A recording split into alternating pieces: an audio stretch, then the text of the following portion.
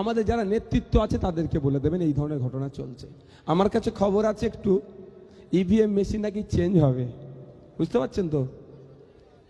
হ্যাঁ, 62টা চেঞ্জ করতে পারে, বড় বড় অফিসাররা নাকি যুক্ত, যা করছে করুক। এতটুকু বলে দিচ্ছি, এটা 2021 নয়।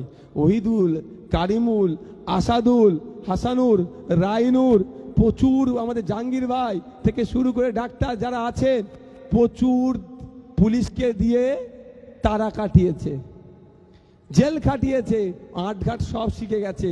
কোথায় ইভিএম ঢুকাতে হবে আর কোথা থেকে বার করতে হবে ভালো জানে। এইগুলো হচ্ছে, আমি বলছি আপনাদের চুরি ফুরি নয়, এইগুলো হচ্ছে মার্কেটটা একটু গরম করে রাখছে। কি জন্য? ওদের দলের লোকেদেরকে একটু মানসিকভাবে বুস্ট আপ করতে চাইছে, আর কিচ্ছু নয়। যে তোরা যাই করবি কর, আমি ইভিএম চেঞ্জ করলেও জিতে যাব, অত সহজ? তোমাকে আমরা কি খালি মাঠ দিয়ে দেবো নাকি? হ্যাঁ, তোমার রেফারিও থাক না, তোমার রেফারি যা আছে লাইসম্যান তুমি সব নাও, আমরা 11খানা যা আছে না 13টা অঞ্চলে তোমাকে বুঝিয়ে দেবে ভালো করে। তারপরে আমাদের বামপন্থীর নেতৃত্বরা আছে, সিনিয়র মোস্ট।